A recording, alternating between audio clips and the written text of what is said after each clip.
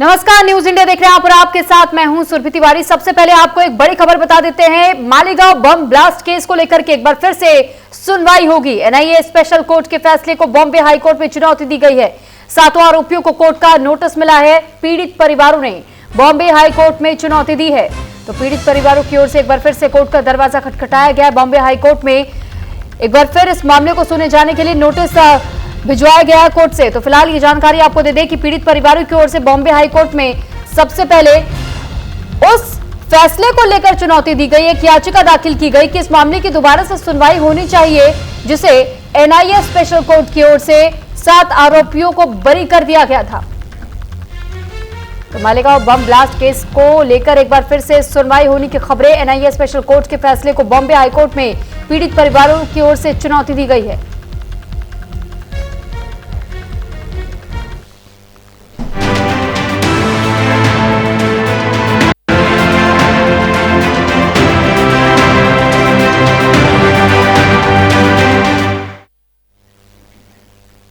तो दिशा पाटनी के घर गोलियां बरसाने पर शूटर रविंद्र और अरुण का हश्र देखकर के गैंगस्टर रोहित गोदारा बुरी तरीके से बौखला गया है। उसने दोनों शूटरों को खोने का दर्द सोशल मीडिया पर भी बयां किया। धमकी में यह भी कहा गया कि उसने न सिर्फ धमकाया है बल्कि वादा भी किया कि वो फिर वापस लौटेगा और बदला लेगा। गोदारा की इस धमकी से अब पुलिस अलर्ट मोड पर है और साथ ही पुलिस ने गैंगस्टरों की जड़ें खोदने का प्लान तक तैयार करना शुरू कर दिया है। अब ऐसे में कानून के रक्षक और भक्षक खुलकर मैदान में आ चुके हैं। एक रिपोर्ट आपको दिखाते हैं।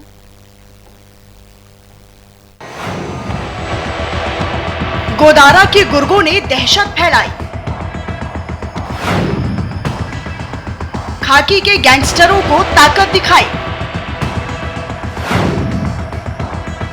गैंगस्टर गोदारा ने फिर धमकाया। गैंगस्टरों की जड़ें खोदने का मन बनाया। जल्द होगा गैंगस्टरों के खौफ का अंत। बरेली में 12 सितंबर को अभिनेत्री दिशा पाटनी के घर पर गोलियां बरसाने वाले शूटर्स रविंद्र और अरुण के लिए 17 सितंबर जिंदगी का आखिरी दिन साबित हुआ।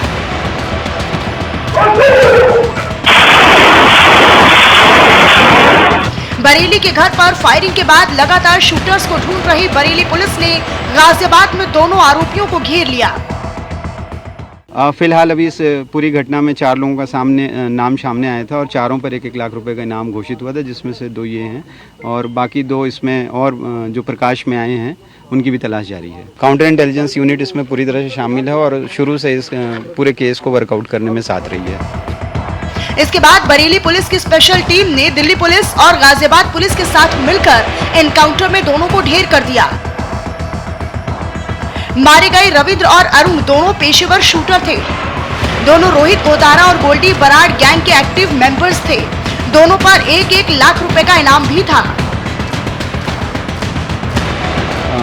आप लोगों को जैसे ज्ञात होगा कि 12 तारीख की भोर में अभिनेत्री दिशा पाटनी के जो बरेली का उनका पैतृक आवास है, वहाँ पे फायरिंग हुई थी और जिसका जिम्मेदारी रोहित गोदारा और गोल्डी बराड़ के गैंग ने ली थी। तो इस सनसनीखेज वारदात के लिए जब इसमें अब सूचना संकलन का कार्य शुरू किया गया, चूँकि इनका कार्य क्षेत्र हरियाणा और दिल्ली जैसे क्षेत्र में बहुत रहा है, इसलिए इसमें हरियाणा एसटीएफ और काउंटर इंटेलिजेंस यूनिट जो स्पेशल सेल की है उससे भी मदद ली गई। और जब इनकी कई जगह पे लोकेशन आनी शुरू हुई जिसको लगातार ट्रेस किया जा रहा था, सीसीटीवी फुटेज, टेक्निकल एनालिसिस और जो मैनुअल इनपुट आया, तो उससे ये चीज़ इस्टेब्लिश करने में मदद मिली कि जो घर पे फायरिंग करी गई थी उसमें जो रविंदर रोहतक और अरुण सोनीपत का शामिल है। फिर उनको जो ट्रेस करने के लिए संयुक्त रूप से काम शुरू हुआ, तो आज ये सूचना प्राप्त हुई कि ये दिल्ली के रास्ते गाज़ियाबाद से होते हुए कहीं जाने वाले हैं। इस इनपुट पर संयुक्त टीम के द्वारा इनको रोकने का प्रयास किया गया, जिसमें इन्होंने संयुक्त टीम पर फायरिंग शुरू कर दी। इनके पास जिकाना और ग्लॉक जैसे ऑटोमेटेड वेपन मिले हैं, जिससे पुलिस की टीम पे काफ़ी इन्होंने फायरिंग करी। आत्मरक्षा जब कंट्रोल तरीके से पुलिस ने इनका जवाब दिया, तो जिसमें दोनों बदमाशी घायल हुए, जिनको अस्पताल उपचार के लिए ले जाया गया, जहां इनको मृत घोषित कर दिया गया। एनकाउंटर में रविंद्र और अरुण के ढेर होने के बाद गैंगस्टर रोहित गोदारा ने माना कि उसे दोनों की मौत से बहुत बड़ा नुकसान हुआ है। उसने फेसबुक पोस्ट पर लिखा कि हमारे जो 2 शूटर्स मारे गए हैं, हम इसका बदला लेंगे। ये एनकाउंटर हमारे जीवन की बहुत बड़ी क्षति है। ये ढेर नहीं बल्कि शहीद हुए हैं। हम वो काम कर सकते हैं जिसकी ये कल्पना भी नहीं कर सकते। इसमें जिसका भी हाथ है, वो चाहे कितना भी पैसे वाला हो या पावर वाला हो, वक्त लग सकता है, माफी नहीं है। यूपी एसटीएफ ने हरियाणा और दिल्ली पुलिस के साथ मिलकर गाजियाबाद में जिन 2 शूटर्स को एनकाउंटर में मार गिराया, उनकी पहचान हरियाणा के ही रहने वाली अरुण और रविंद्र के रूप में हुई है। मैं माननीय मुख्यमंत्री उत्तर प्रदेश श्री योगी आदित्यनाथ जी का अपने तथा अपने परिवार की ओर से धन्यवाद ज्ञापित करता हूं। जैसा उन्होंने मुझे विश्वास दिलाया था और उसी के अनुरूप इतने कम समय में अपराधियों को ढूंढकर इतनी कठोर कार्रवाई की। मैंने आज पुनः माननीय मुख्यमंत्री जी से फोन पर वार्ता कर उनका धन्यवाद ज्ञापित किया कि उनके नेतृत्व में उत्तर प्रदेश सरकार एवं उत्तर प्रदेश पुलिस भयमुक्त समाज की परिकल्पना को पूर्ण रूप से साकार कर रही है। देखिए, डर तो जब उत्तर प्रदेश में हमारे योगी आदित्यनाथ जैसे जो इस पूरे इस घटनाक्रम का नेतृत्व कर रहे हैं और डीजीपी सर पूरा पुलिस मेरे साथ है, तो मुझे कोई डर की वो नहीं है। और निश्चित तौर पर जो अभी आपका जो घटनाक्रम हो गया, अभी और अंजाम तक पहुंचेगा। दरअसल अभिनेत्री दिशा पाटनी के घर पर फायरिंग के बाद इलाके में दहशत फैलते देख मुख्यमंत्री योगी आदित्यनाथ ने एक्शन लिया और एक्शन लेते हुए सख्त से सख्त कार्रवाई के निर्देश भी दिए। इसी क्रम में अब शूटर्स की तलाश में कई टीमों का गठन किया गया। राजस्थान, हरियाणा और दिल्ली पुलिस से भी मदद ली गई। माननीय मुख्यमंत्री जी के स्पष्ट निर्देश प्राप्त हुए थे कि इस प्रकार के जनता में खौफ पैदा करने वाले अपराधियों को तत्काल कानून के दायरे में लाया जाए। माननीय मुख्यमंत्री जी के स्पष्ट निर्देश हैं कि क्राइम के प्रति जीरो टॉलरेंस की नीति होनी चाहिए। इसी नीति के तहत कार्य करते हुए तत्काल यूपी पुलिस ने एसटीएफ जनपदीय पुलिस को सक्रिय किया और कई स्तर पर अभिसूचना का संकलन किया गया। आसपास के आने जाने वाले रूट्स पर सीसीटीवी फुटेजेस निकाले गए, धरातल पर अभिसूचना संकलन किया गया, तकनीकी विश्लेषण किए गए, साथ ही आसपास के अन्य प्रदेशों में भी जो क्राइम रिकॉर्ड्स थे उनके क्राइम ब्रांच से प्राप्त कर फोटोग्राफ्स की मैचिंग कराई गई और इन अपराधियों को पहचाना गया। इनकी पहचान रविंद्र और अरुण के रूप में हुई। इसके अलावा ये भी जानकारी हुई कि 2 अन्य अपराधियों को रेकी के लिए इस्तेमाल किया गया था, उनकी ही पहचान कर ली गई है। फायर करने वाले इन 2 अपराधियों के बारे में ये भी जानकारी हुई कि ये गोल्डी बरार गैंग के लिए काम करते हैं।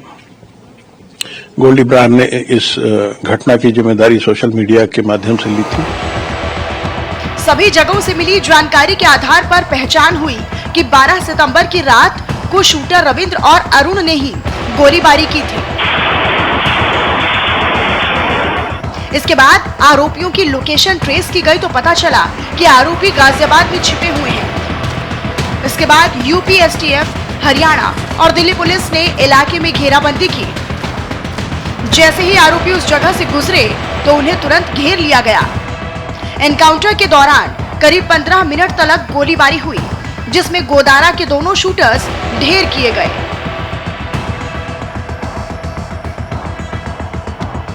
इसमें रविंद्र का आपराधिक इतिहास अच्छा खासा है। इसके द्वारा पुलिस पर भी पूर्व में फायरिंग की गई है, जिसमें हरियाणा पुलिस का एक कांस्टेबल के छाती में गोली लगी थी। मुठभेड़ में इनके पास से 2 बहुत ही सोफिस्टिकेटेड पिस्टल्स बरामद हुए हैं, जिसमें एक जिगाना की पिस्टल है और एक ग्लॉक की पिस्टल है। साथ ही बड़ी संख्या में 9mm के कारतूस भी बरामद हुए। अब मुठभेड़ के बाद इन्हें हॉस्पिटल ले जाया गया, जहां डॉक्टर्स ने इन्हें डेड डिक्लेयर कर दिया है। आगे की विधिक कार्रवाई की जा रही है। साथ ही इस गैंग के सभी छोरों की, इसके सारे मेंबर्स की जानकारी भी की जा रही है, ताकि संपूर्ण गैंग पर एक्शन लिया जा सके। Uttar Pradesh ADG law and order Amitabh Yash के मुताबिक पुलिस ने पूरे गैंग की जड़ें खोदनी शुरू कर दी है। पुलिस ने ठान लिया है कि इस बार वो गैंगस्टरों से आर पार की लड़ाई लड़ेंगे और देश भर में फैली गैंगस्टरों की जड़ों को खोदकर हमेशा हमेशा के लिए खत्म कर देंगे। यह गैंग गोल्डी बरार के लिए काम करता था। गोल्डी बरार और रोहित गोधारा, ये एक ग्रुप है। गोल्डी कनाडा से सक्रिय है और रोहित गोधारा जो है वो उसके पोर्टुगाल में होने की जानकारी हुई है। इन्हीं का एक गैंग मेंबर लुपिन नेहरा, उसके ही पोर्टुगल में होने की जानकारी है, द्वारा ये ग्रुप संचालित किया जा रहा था और ये निर्देश दिए गए थे। इनका मकसद था कि ये जनता में खौफ पैदा करें, जिससे ये फिर आगे अपने गैंग की एक्टिविटी को उत्तर प्रदेश में फैला सके और यहाँ भी वसूली आदि कर सके।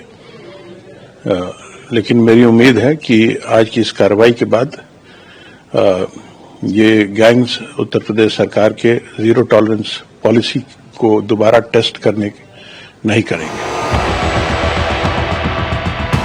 दिशा पाटनी के घर पर हुई फायरिंग के बाद पुलिस ने इलाके के सीसीटीवी फुटेज खंगाले, जिसमें आरोपी शूटर्स बाइक से आते जाते दिखाई दिए। तफ्तीश के दौरान बरेली पुलिस के हाथ उस होटल का एक सीसीटीवी फुटेज लगा, जिसमें शूटर रविंद्र ठहरा हुआ था। तो स्टाफ ने रूम में सुबह मॉर्निंग में 9:55 पे ने रूम दिया। एक सिंगल व्यक्ति था, एक सिंगल बंदा अपना रूम दिया। रूम देने के बाद अपने रूम में गया, थोड़ी देर बाद उतरा, खाना लेके आया, 4-5 चक्कर उन्होंने काट, अपना फिर आया, टॉवल दे दो, टॉवल कह रहे हैं कि टॉवल लेके गया। तो वो ये रूम अपना लिया और उसके बाद अपना रूम में, किसी को हम रूम में टोक नहीं सकते ना कि क्या कर रहा है क्या नहीं कर रहा है कोई चीज़, तो यही चीज़ है। उसमें आईडी आधार कार्ड लगाया है उसने और उसका नाम रविंदर है। आधार कार्ड लगा के जिसको भी कोई रूम देते हैं, आधार कार्ड और फोटो स्टेट दोनों थी, तो दोनों हमने पुलिस वाले जो आए थे उनको अपने। कितने लोग ठहरे हुए थे और सिंगल बंदा, रेंट कितना था इसका? रूम का रेंट 1000 रुपये था और सिंगल बंदा अकेला था। कितने बजे आया था? ये 9:55 पे आए थे और ये अर्ली मॉर्निंग नेक्स्ट डे चले गए। बरेली पुलिस के हाथ लगा ये सीसीटीवी फुटेज जांच में अहम कड़ी साबित हुआ और इसी के आधार पर पुलिस ने आरोपी की पहचान भी की। पुलिस की जब तफ्तीश आगे बढ़ी तो पता चला कि दिशा पाटनी के घर पर फायरिंग करने के लिए 5 शूटर बरेली पहुंचे थे। इनमें से एक शूटर तबीयत खराब होने की वजह से वापस लौट गया, जबकि बाकी 4 शूटर मिशन पूरा करने के लिए बरेली पहुंच गए। ये सीसीटीवी फुटेज 9 सितंबर का बताया जा रहा है। दावा किया जा रहा है कि इसी फुटेज में वो चारों शूटर्स हैं जो दिशा पाटनी के घर पर गोलीबारी करने के लिए पहुंचे थे। इनमें से सफेद अपाची बाइक पर सवार रविंद्र और अरुण हैं, जिनका गाजियाबाद में एनकाउंटर हुआ है, जबकि बाकी दोनों शूटर्स नकुल और विजय हैं। ये फिलहाल फरार चल रहे हैं। पुलिस इनकी भी तलाश कर रही है। बॉलीवुड अभिनेत्री दिशा पाटनी के बरेली स्थित मकान पर फायरिंग करने वाले बदमाश मुठभेड़ में ढेर हो गए हैं। ये मुठभेड़ गाजियाबाद के लौनी के थाना ट्रॉनिक सिटी क्षेत्र में बीती रात हुई। मैं आपको दिखा दूं तस्वीर जहां मैं फिलहाल मौजूद हूँ। ये वही जगह है जहां पर मुठभेड़ में बीती रात बदमाश ढेर हुए हैं। तो बदमाश हैं अरुण और रविंदर, दोनों हरियाणा के रहने वाले हैं और दिल्ली पुलिस की स्पेशल टीम और यूपी नोएडा एसटीएफ और हरियाणा एसटीएफ से उन दोनों बदमाशों की मुठभेड़ हुई थी। जिस जगह मैं मौजूद हूँ यहाँ से अगर बात करें तो पीछे करीब 1 किलोमीटर दूरी यहाँ पर दिल्ली का बॉर्डर लगता है और पुलिस को सूचना मिली थी कि जो बदमाश हैं वो दिल्ली से गाजियाबाद की तरफ आ रहे हैं। तो पुलिस की जो चेकिंग उस दौरान चल रही थी, हालांकि दिल्ली पुलिस स्पेशल टीम और हरियाणा पुलिस और यूपी की नोएडा जो एसटीएफ है वो लगातार बदमाशों का पीछा कर रही थी। सबसे बड़ी बात है कि जिस तरीके से बदमाशों ने फायरिंग वहां पर की और फायरिंग के बाद में जो रोहित गदारा और गोल्डी बरार जो ये बदमाश हैं, जो इनका गिरोह है, इन्होंने सोशल मीडिया के माध्यम से उस हमले की जिम्मेदारी ली और एक चेतावनी उनको वहां पर दी गई, जिसके बाद लगातार उन परिवार में खौफ था और साथ ही साथ लोगों में भी इस घटना को लेकर एक खौफ हो गया था। जिस तरीके से ये बदमाश गोल्डी बरार, रोहित गदारा लगातार प्रदेश के अन्य राज्यों में भी घटनाओं को अंजाम देते हैं और उसकी जिम्मेदारी सोशल मीडिया के माध्यम से लेते हैं। सूत्रों की माने तो नकुल और विजय ने दिशा पाटनी के घर की रेकी की थी। इसके बाद ही एक्ट्रेस दिशा पाटनी के घर पर फायरिंग की गई। पुलिस अब सभी सुराग की कड़ियों को जोड़कर आगे बढ़ा रही है, जिससे बाकी दोनों शूटर्स को भी जल्द से जल्द न्यूट्रलाइज किया जा सके। लेकिन शूटर रविंद्र और अरुण के एनकाउंटर के बाद गैंगस्टर रोहित गोदारा दर्द से कराह उठा। उसने सोशल मीडिया पर धमकी देकर पुलिस की टेंशन बढ़ा दी है। इसे ध्यान में रखते हुए पुलिस प्रशासन ने दिशा पाटनी के घर पर सुरक्षा चाक चौबंद कर दी है, जिससे अगर फिर से गोदारा के शूटर्स बरेली को दहलाने की कोशिश करते हैं तो उन्हें उसी दौरान धर लिया जाए। Bureau report, news India.